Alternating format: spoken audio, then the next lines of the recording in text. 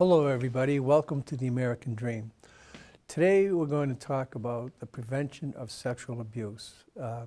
We have with us Senator Joan Lovely, who has filed legislation in this area, Jetta Bernier, who is a trainer of trainers and does a fabulous job. Birgitta Damon and I tracked her down last year, and she does a wonderful job in this whole area of sexual abuse and training people to how to prevent it. We've had a few shows on this, on prevention, also on detection and treatment. But today, I think we're going to try to focus on prevention. Why don't you start, Jetta? You're the pro here. You're becoming nationally famous. Well, this is an infamous topic, obviously. Yes, it is. But we are concerned about the extent of child sexual abuse across the Commonwealth as well as the country. It's very clear that even groups like the American Medical Association have called this a silent, violent epidemic. It is prevalent across our communities, in our homes, in our schools, in our youth-serving organizations. And so we have a responsibility as parents and as concerned adults to get in front of this problem and begin to educate people about the extent of it and what we can do specifically to prevent it from ever occurring. That really should be our goal. Right. Okay. So why don't kids report it? I've met with several women who were abused as children, and they were afraid, they were ashamed, they didn't know it was wrong. I mean, there are a whole variety of reasons. And then they repress it. They put it in the back of their mind, and they don't talk about it or think about it. And then something happens later in life. In their 20s or 30s, they get in a car accident, or a parent dies or something, and then it brings it all to the forefront. And the symptoms are unbelievable. The post-traumatic stress disorder, nightmares, flashbacks, anxiety, depression, agoraphobia. It goes on and on and on, that people are suffering silently. They stay home. They can't work. So I think you're right to focus. We're all right to focus on prevention. You said something in one of your training sessions that was quite notable, and that is that sometimes when somebody gets caught being the abuser, they're allowed to move on. Okay, look, this is embarrassing. We don't want anybody to know about it. It's shameful. We don't want the city or the town to know. We don't want anybody to know. So we're going to let you move on. We'll give you a recommendation. And why don't you tell that story? And well, we know that dynamic happened during the clergy sexual abuse crisis. Right. We know that often priests who are engaged in sexual abuse or misconduct were simply moved to other parishes without even notifying the chief priest there that this was a possibility. The buzzword then was scandal. We don't want to have a scandal in the church. Right, exactly. But it's interesting because right now the issue of child sexual abuse within schools by educators and other school personnel is becoming the next crisis. Some national reports have indicated that 1 in 10 children are reporting that they've been involved in some kind of inappropriate sexual contact with someone in their school, anytime from grade K through 12. And in a third of cases, it's a teacher or coach. So we know that the problem of sexual abuse is happening, again, as I said, across our communities. But what we've identified is this practice of passing the trash. We know that in the same way that happened in the church, we're seeing that these institutions don't want to be seen as involved in this issue. They don't want their reputation to be soiled. They don't want to lose money that might come in through fundraising. They really just want to put it under the rug. Right. And so we have seen schools in which they have entered into confidentiality agreements with this individual. And basically it's been a decision that, you just move on, and when you go to the next school, we'll give you a good recommendation, and it'll all be kept hush-hush. And there was a notable case that you talked about. Yes, and in fact, in the state of Pennsylvania, there was a particular case of a principal who was involved in sexually abusing a number of little 6- and 7-year-old boys who were too young to testify. And so the school decided they wanted to get rid of him, and so they entered into this agreement. That individual went on to West Virginia, where he continued to teach and became the principal of a school there. And several years later, he murdered a little 12-year-old boy, Jeremy Bell, in a fishing cabin in the woods. And when the investigators looked back into the history of this perpetrator, they found that he had been engaged in this behavior all the way back when he was a teacher and principal in the state of Pennsylvania. Pennsylvania very quickly said, we will not allow this to happen. We have blood on our hands. And so they developed a piece of legislation that would create stricter screening protocols when prospective new people are looking to have a job in a school. Senator Lovely has included in her omnibus bill some specific provisions around passing the trash, which we hope will pass along with other important provisions of her bill. Okay, I want to bring this down to Lynn for a minute. Sure. Judge Dever, who's now deceased, was a terrific human being and a great judge. He told me that after 17 years on the bench, he came to the conclusion that the most dangerous place in the world for a child was in the home because of all the abuse that he saw.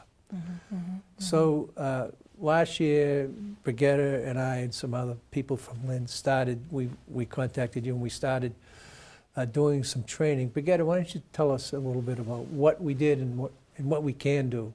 Okay. Lynn Economic Opportunity. Excuse me 1 minute. Birgitta, for those of you who don't know, is the Chief Executive Officer of Lynn Economic Opportunity.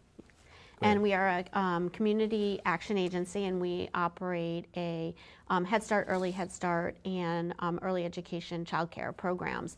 And so we felt that this was very important to educate parents, our own educators, and others in Lynn, other child-serving organizations, to train them about how to prevent child sexual abuse from occurring. And we contacted Jetta, as you said, and we engaged in 2-day training. We had over 30 people attend and be trained, and we've gone on and done some trainings within the City of Lynn Public Schools, also participated in the training. And we see this as a real opportunity to educate parents, educators, and just the general public about child sexual abuse and this idea that stranger danger, and that's where this child sexual abuse is happening. And as you just said, that Judge Dever had discovered that one of the most dangerous places for children is in the home or with other close family members. And what struck me the most about the training was around communication and opening the door with your child when your child says something, and it may be something innocuous, but to ask further questions of that child to determine, why do you feel uncomfortable with this particular teacher or this babysitter? What is happening? If the child were to say, I don't feel comfortable being left with Mary today, and ask, well, why do you feel that way? And the child may divulge something, and then you should obviously explore it further. But children don't make these things up, and that was very striking to me. And I that's what the one thing, if I talk about it at a party or a dinner with a friend, that's the one point that I try to enforce, is when your child is saying something, or your niece or your nephew, ask those questions, because there may be something there. There may not be, but there may be something there. And sometimes the child is actually saying exactly what happened, and people refuse to hear it. That is They right. don't believe it, so they just move on. So Senator Lovely, by the way, she's a powerful woman, so you should get to know her. She's the Assistant Majority Leader. She's Vice Chair of Ways and Means, Assistant Senate Vice Chair of Ways and Means, Assistant Majority Whip.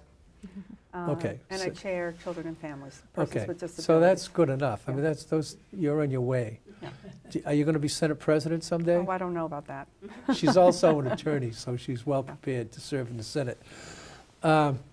So you have sponsored legislation in this area, as Jetta says. Can you tell us a little bit about your legislation? Sure. So I decided to do an omnibus bill this year. What that particularly means is it's got a lot of pieces to it.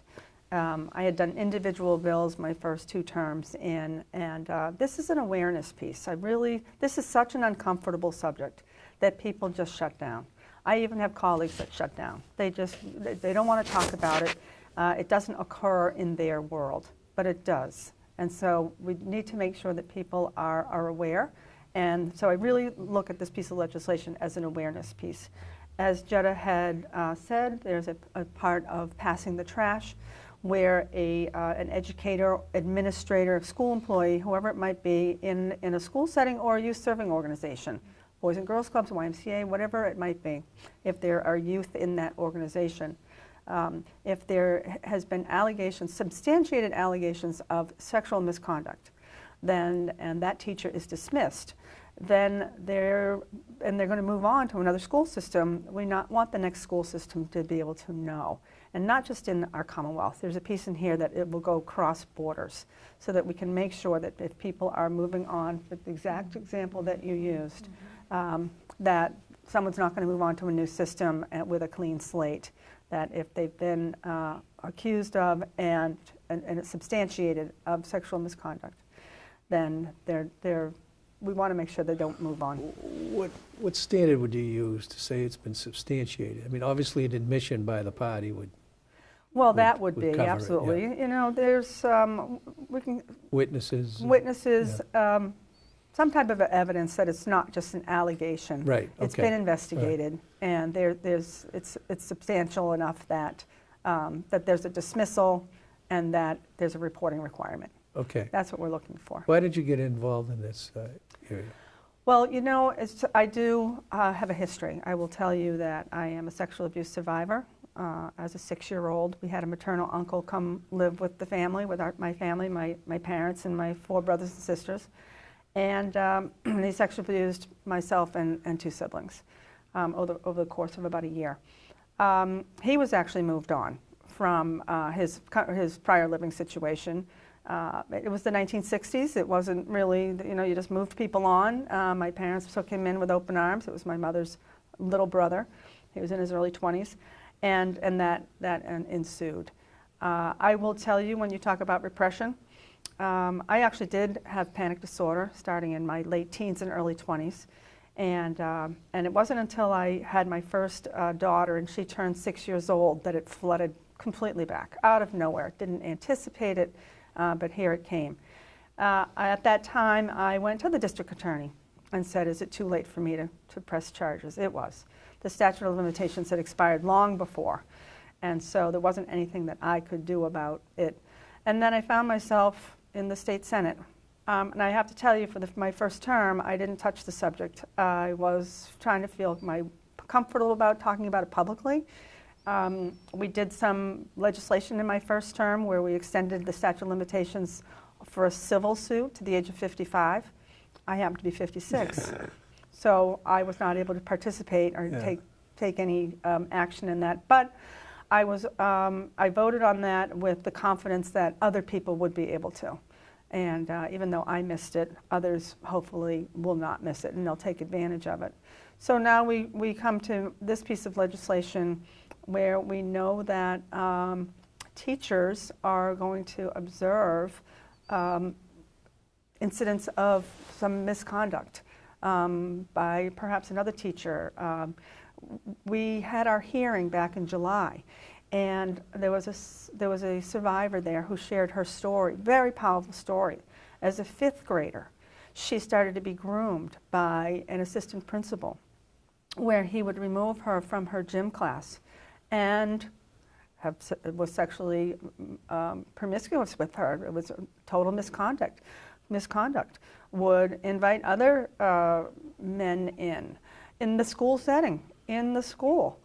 And it wasn't until a new gym teacher, when the administrator came to get her, said no.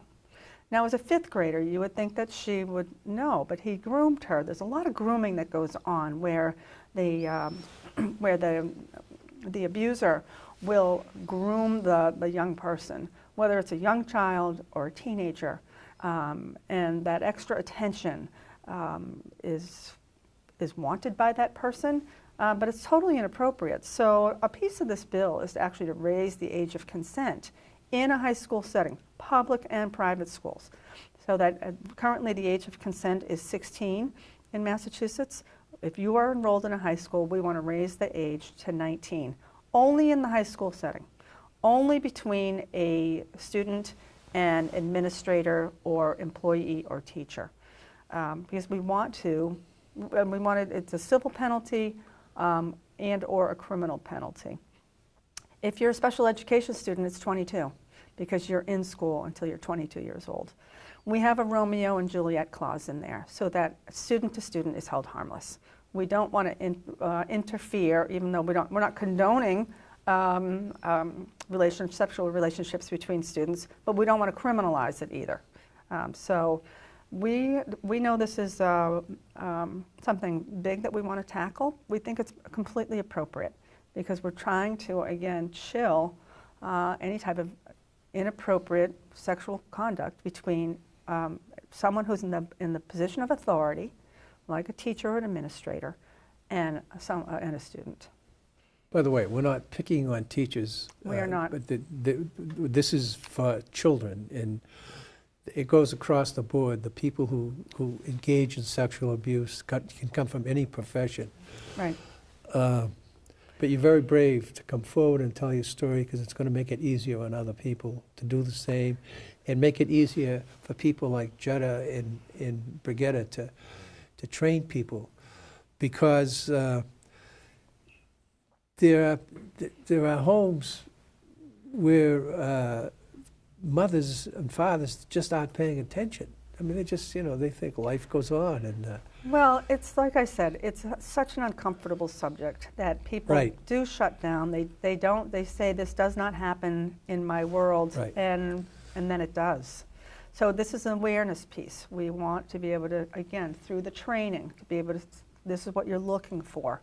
We're actually increasing the list of mandated reporters for like professional tutors, professional coaches, volunteer coaches. And again, just an awareness piece. I don't want to chill people that would go into these professions. But I mean, their teachers and administrators are already mandated reporters for abuse and neglect, and this would be an added awareness piece. By the way, Jetta puts out a lot of materials, but there's two that if you're interested in getting them, let us know. You can talk to Birgitta at Leo, and one of them is Sexual Abuse, Safe Child Standards in Massachusetts, and the other one is Straight Talk About Child Sexual Abuse. And I recommend that you get them if you want them because it helps to increase awareness. And Jim, if anyone is interested in knowing more about the issue and wants to get access to these materials, they can go to enoughabuse.org, and there's just a plethora of information there, downloadable documents and all kinds of information for people to take action. Tell us about that link that you were talking to me about this morning. Well, we're constantly looking for ways to engage the public. Not everyone has the ability to come to a free workshop in their community for any number of reasons. And so we've developed something called the Pledge to Prevent campaign. It is expected that we will launch this officially in April, which is Child Abuse Prevention Month. We're collaborating with the World Childhood Foundation, which is a New York City-based philanthropy group. And we are going to do a national launch. We're basically going to say to people, you need to take a stand and show your hand. Basically, enough. When you go to the site, and you can go to the site now, even though it hasn't been formally launched nationally, you will be asked to take a picture of yourself, declaring enough, upload it, and then take a look at one of 25 different pledges. Are you a learner? You don't know much about the issue, but you want to learn a lot more. Are you an educator? You know something about it, and now you want to tell other people about it. You can be a safe community promoter, somebody who wants to go into their school, into their rec department, or some other place in the community to say, do we have these policies? What are we doing about training? Or you can be a movement builder, in which case we're going to say to you, here's some pieces of legislation that you need to go to your elected officials about and ask them, do we have this in our state? Should we be doing this? How do you find that link? It's basically pledgetoprevent.org. Okay. The thing about it is that when people take a pledge, they immediately get an email that says, here are 3 links that you can go to now that will help you fulfill your pledge. So we're giving people very concrete things they can do. It's not about just awareness. Awareness is, everyone has an awareness now that this is a big issue in our country, particularly now with the sexual assault issues going on. We need to take that awareness and move it to education so people really have the facts, and then we need to take it to action. It's all about making a difference. Okay. What are we going to do in Lynn? What would you suggest, the two of you suggest to Birgitta that we do in Lynn?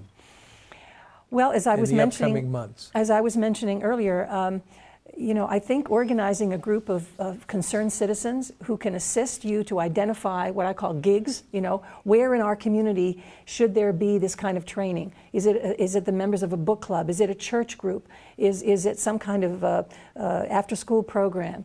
Sometimes those who train don't have the ability and the time to go out and try to find these opportunities.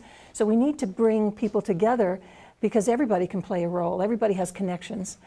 So I think that may be one piece of it. The Pledge to Prevent, I think, would be a great campaign for the city. I can see billboards in Lynn, you know, have you pledged to prevent? Go online, make a difference today. Very concrete.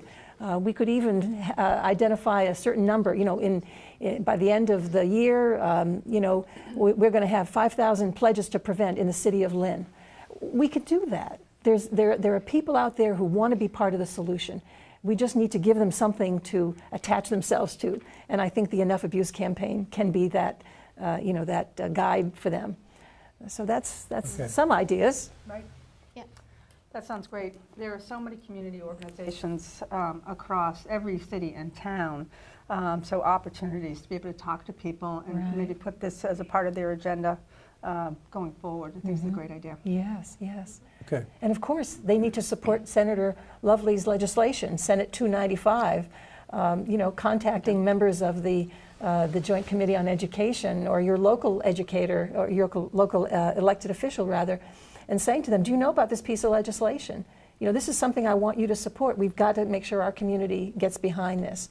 So there's a lot of different roles people can play. Okay. And if organizations in Lynn are interested, or individuals are interested in learning more and being trained and bringing a group together, we at LEO are prepared and ready to host a training, to facilitate a training. And I think a big piece of why people are afraid of the issue is, well, what if somebody divulges to me that they have been abused? And the training does give you steps, action steps, that if someone were to come to you, how to react. And one of the other pieces that Jetta had included in her training was the fact that when somebody discloses that they have been abused, a big piece of the healing is the reaction of the person to whom they've disclosed. If that person has a receptive and listens to them, they're much more likely to not have, I mean, there's still obviously going to be trauma, but it's just, it's better for them if so to have that information, because you never know that a close friend of yours or somebody can come and disclose that information, and wouldn't it be better to be prepared and to know how to react, as opposed to just being surprised and then you go back home and think, oh, that wasn't a good reaction. This prepares you, and it gives you a lot of information and education about what child sexual abuse is, how to prevent it, and then if somebody discloses to you, what the best steps are in handling that information once it's given to you. That's good information. Because, you know, children are often so afraid to tell because of all the shame and the guilt that you mentioned earlier, Jim. And so when the child finally is at a point where they can share this with someone, the last thing they need is for someone to kind of freak out and say, oh my God, are you sure? Yeah, right. So, you know, what we need to do, first of all, is say, you know, you're the adult, keep calm. Say to the child, I believe you, because children rarely lie about this. You were brave to tell me. Give them some confidence that they did the right thing. And then just say to them, we will do everything we can to keep you safe. And I think that is a reassuring first response, you know, that the child really needs to get. Okay, so how do we, the steps before that, how do we prevent it from happening? Do everything that you say. You know, if I had a nickel to put my bet on a particular strategy, it would be for schools and youth organizations to look at their current code of conduct and to figure out, is this detailed enough?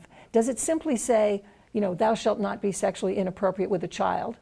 or does it identify specific behaviors that should be prohibited within that environment? Where would one get a model code of conduct? We have developed, as part of the Enough Abuse campaign, a number of documents. We have a few called boundary violating behaviors that parents, schools, and students should know about and avoid. So we can get them from you? Absolutely, yes. And we've developed some for private schools as well, because the private schools are in a particularly difficult position, because some of the behaviors that you would not find appropriate in a school are totally considered normal in a private school.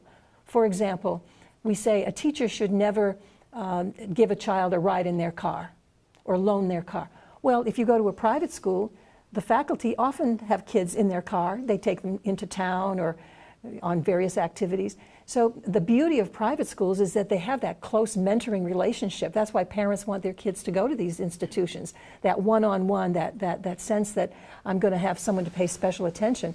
That also increases the risk, however, that someone might use that relationship in a way that is inappropriate. So private schools are challenged, with this, and so we've worked with a number of them across the state, and have developed boundary violating behaviors that we encourage private schools to take a look at as they build their code of conduct. If we could do that, Jim, and if we could have everyone aware of what behaviors are not allowed, we wouldn't have to wait to report someone after the fact.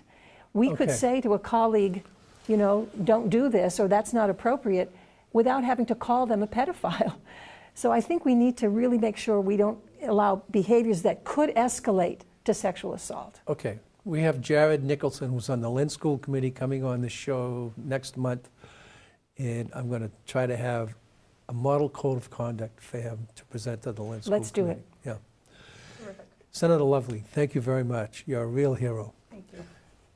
Jetta, you're the best. Thank you. And Birgitta, we love you. You do a great job for the city of Lynn and Lynn Economic Opportunity. Thank you very much for coming on the show. You're so Thank welcome. you.